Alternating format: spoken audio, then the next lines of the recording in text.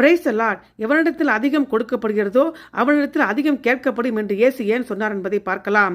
தேவனுடைய சித்தத்தை அறிந்திருந்தும் கீழ்ப்படியாதவர்கள் இன்னும் கண்டிப்பாக நியாயம் தீர்க்கப்படுவார்கள் என்று போதிக்கவே லூக்கா 12:48 எவனிடத்தில் அதிகம் கொடுக்கப்படுகிறதோ அவனிடத்தில் அதிகம் கேட்கப்படும் என்று இயேசு சொன்னார்.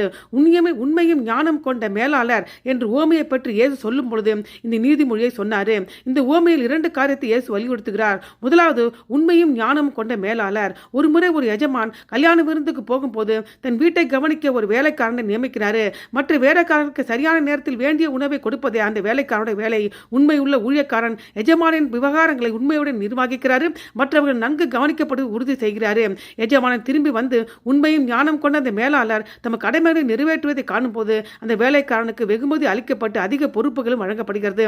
குடும்பம், வேலை, ஊழியம் அல்லது தனிப்பட்ட வளர்ச்சி என எதுவாக இருந்தாலும் தேவன் நம் ஒவ்வொருவருக்கும் பொறுப்புகளை ஒப்படைத்திருக்காரு. உண்மையுள்ள உக்கரக்காரனாக இருப்பது என்பது நம்முடைய நேரத்தையும் வளங்களையும் உறவுகளையும் தேவனை மகிமைப்படுத்தும் விதத்தில் நிர்வாகிப்பதை குறிப்பிடுகிறது.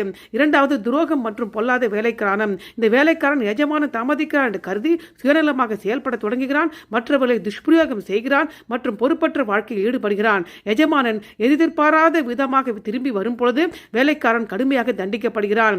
ஆவிக்குரிய சோம்பேறித்தனம், தேவனுடைய கட்டளைகளை புறக்கணித்தல் அல்லது பாவத்துக்கு இடம் கொடுப்பது கிறிஸ்துவின் வருகையின் உள்ள நமது கவனத்தை இழக்கச் செய்கிறது. அதுவே நியாய தீர்ப்புக்கு வழிவகுக்கிறது.